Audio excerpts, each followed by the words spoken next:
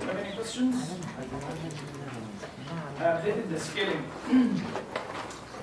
on the grade book, so if you submitted all your homeworks and if you submitted, back your graded homework, then the grade in there should be your final grade. So no more curving. I already did that. Okay. If you didn't submit your graded homework, then please do so that you will be able to see your final grade. Not the grade of the final, of course. Didn't take the final yet. I mean your final grade of the midterm quizzes, homeworks, and everything after curving. I already did the curving. Any question? Yes, you. So last lecture, you ended the question with, I don't really get why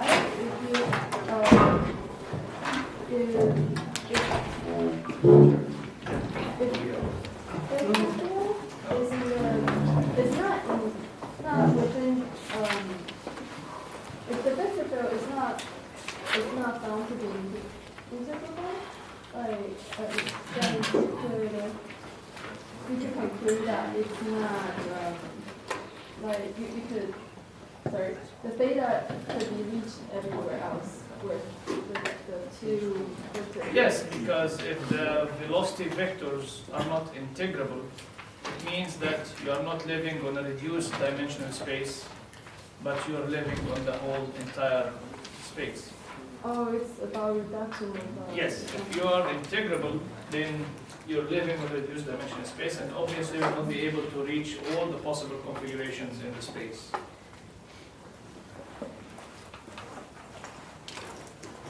You guys have any questions?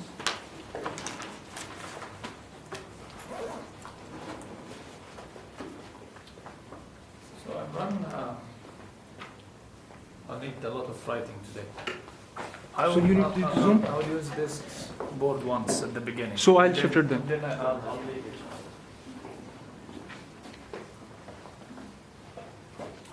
You guys have any questions? So last week ever, and this week, this lecture and next lecture, we should unravel this puzzle. What the hell this geometry has to do with mechanics? Today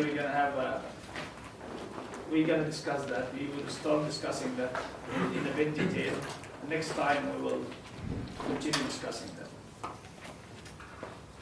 The final will be take home for 24 hours. So we'll decide upon a time. You're gonna come to my office, pick up your final, and return it the next day in the exact same time. Okay? It's closed book, just your notes. So you're gonna sign a pledge that you didn't consult anything, and if you did, I don't think it would help. Okay. The level is not that complicated at all. It's like a midterm, but midterm was not very successful. So will be 4 problems, 2 on differential mechanics, 1 on calculus operations, and 1 on geometric mechanics. Pretty straightforward. There's no playing around. So Newtonian mechanics is not there. Any question? Okay, so let's start by recalling one of our popular examples, the rolling on a sphere. We had this in homework 1 in the midterm, and I solved it in the Lagrangian mechanics here, right? So we're pretty familiar with this example. So I have, maybe this is X, Y, and Z, and I have my sphere.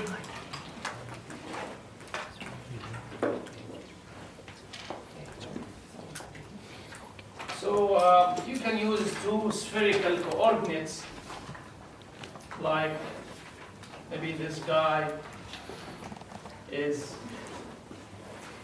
theta, the exact same coordinates that we used in the homework 1 and in the midterm. Theta, then from theta we have another rotation that is phi, right? So this is your mass M and R. Okay? Any question about this problem? We discussed it several times, hopefully it's familiar. So you know that the position vector, you can write it in whatever frame you like. If it's in the x, y, z, it will be R, cosine phi, cosine theta, cosine phi, sine theta, and negative sine phi. You differentiate, get a lot of terms. I'll do that here. But I remember that the kinetic energy, which is 1/2 m r dot squared, I would have r squared here, cosine squared phi, theta dot squared, plus phi dot squared. Okay, this was our kinetic energy, and from which we derive everything. If you have any question, please stop me. Okay. We'll assume that there is no gravity. Let's just get the equations of motion of a free particle rolling over the sphere. Okay. So in this case, there are no potential energy, and this turns out to be our Lagrangian L, from which we derive everything, right?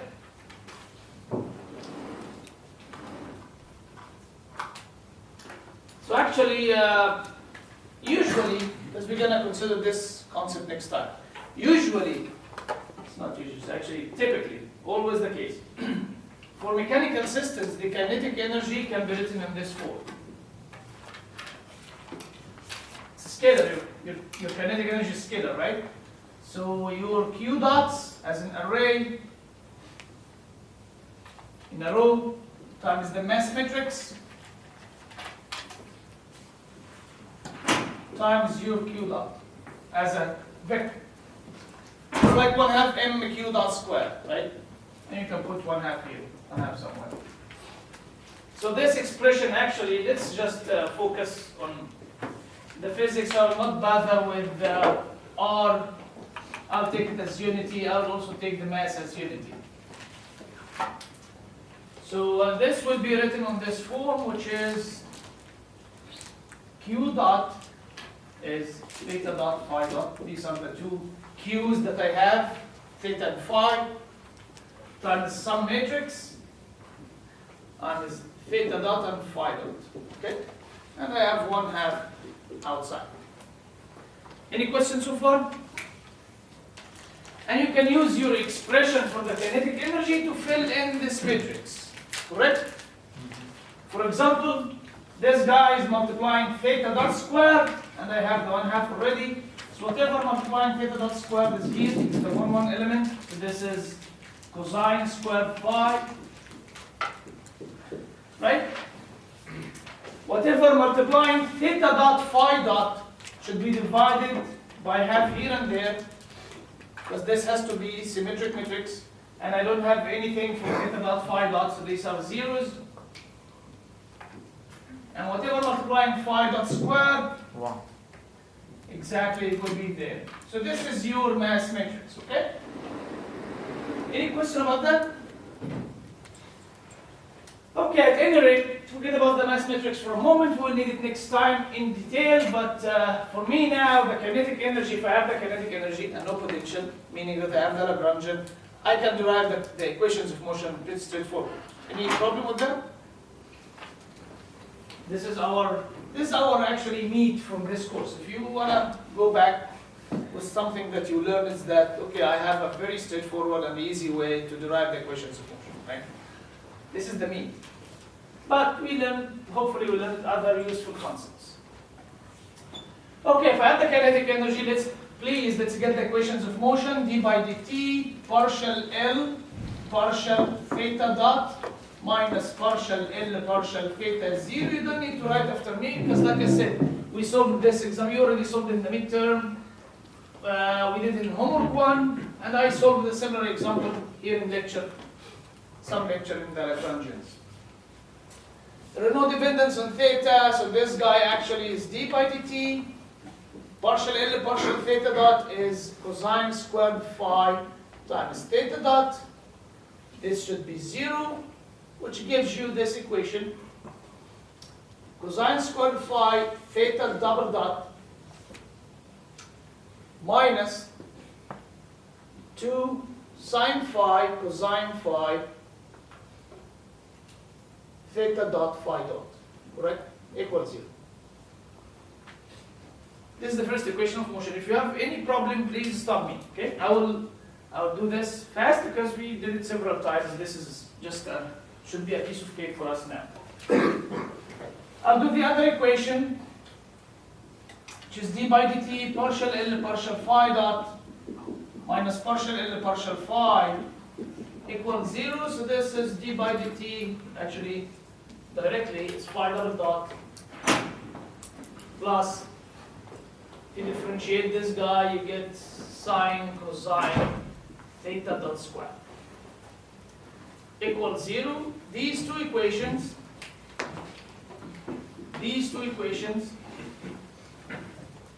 you can lump them in a vector form. It is the vector form. It's always like this. Mass matrix times q double dot, mass times acceleration plus c of q and q dot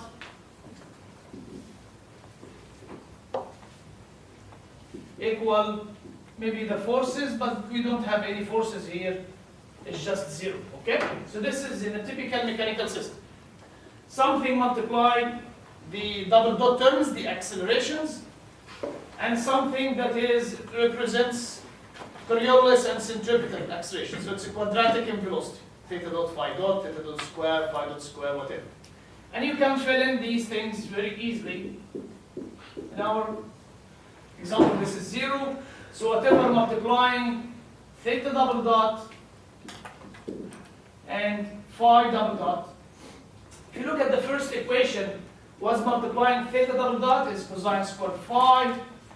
What's multiplying phi double dot is 0. Please just bear with me here for a minute. Don't spend your time writing. And whatever left off is not multiplying by any double dot things is simply -2 sine phi cosine phi theta dot phi dot. You can see that it's quadratic in velocity. Theta dot phi dot. The second equation, whatever multiplying theta double dot is 0, whatever multiplying phi double dot is 1, and this guy is whatever left off here that is quadratic in velocity, theta dot square. Okay? Any question about this so far? And you can immediately realize that this is indeed my mass matrix. It's the same mass matrix that I guessed from the kinetic energy. This is always the case. Okay? It's always the case. Any question about that? So this is the left-hand side of your equation of motion. It's a mass times acceleration, but it's not only mq double dot. It always has something else, okay, in it. That's okay. We know this from a time. This is just a piece of cake example. We need this board just to be with us today. Now we're gonna go and for the first time to know what the hell this has to do with dynamics, geometry of mechanics. Okay? And this thing, what I'm talking about now, doesn't depend much on what we have from before. So feel free to just focus with me if you didn't study before. Do you have any question before getting here to this new concept? This is just an example. I wrote down the equations of motion. I just wrote them in a neat way. Mass times q double dot, mass matrix times q double dot, plus some terms that are quadratic in velocity equal the forces on the right hand side. The forces may include gravity, may include external forces, whatever. Geometry of mechanics. First of all, we need to know first. We are considering curved spaces, right? Our configuration manifolds are curved spaces. So what do we mean by a straight line?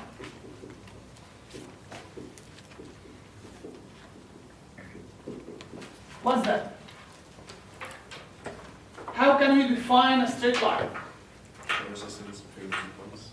Say it again, please. The resistance between 2 points. This is great. This is one of the definitions, 2 definitions indeed, and we're gonna use this definition next time. Any other definition? Yes? It's a circle of Complete study It's circle of what?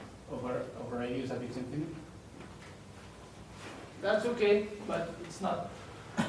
You cannot get something quantitative out of that. So here is, let's look at what we have in Euclidean space and generalize it. If you are in a Euclidean space, R2 or Rn or whatever, and I have this guy, this is a line, straight line, and this curve seems to be curved, right? How do you tell that this is curved and this is straight line? Slope is the same in a line everywhere. Derivative of what? So let's put it this way: if you're riding a car here, and you're driving along this path, or you're driving the same car with the exact same speed, which is constant in both ways, the speed is constant. Okay, you're driving at maybe 60 miles an hour, it's 60 miles an hour in both cars, but here you're driving along this path, here along this path. How can you tell that this is a curved one and this is a straight line? How can you tell? Of course, without looking at the line. How can you tell? Centripetal acceleration is 0. This is great. This curve indeed has zero acceleration. So the definition of a straight line in general, conceptually, is a curve with zero acceleration. Okay? Any question about that? If you're driving at constant speed, then if it's a straight line, you will not experience any acceleration. Now it boils down to another thing. Well, we need to define acceleration of a curve. So given a curve, given gamma, now we're talking about, here is our curvy space, right? And here is a curve that I don't know if it's a straight line or not. This is gamma of t. To us, the curve is simply a map from the real line. We usually look at the real line as a time, representing time from 0 to t. And here is your map, gamma, that takes any time and gives you the location, gamma of t. Okay? So here is a curve given gamma. So gamma maps 0t to m, maybe n dimensional. Okay? We want to define its velocity first. Well, the velocity is very well defined. Gamma dot of t is very well defined. It's actually just differentiate your curve with respect to time. And this is indeed a velocity vector. This is indeed a tangent vector. It lies in the tangent space of M, correct? Any question about that?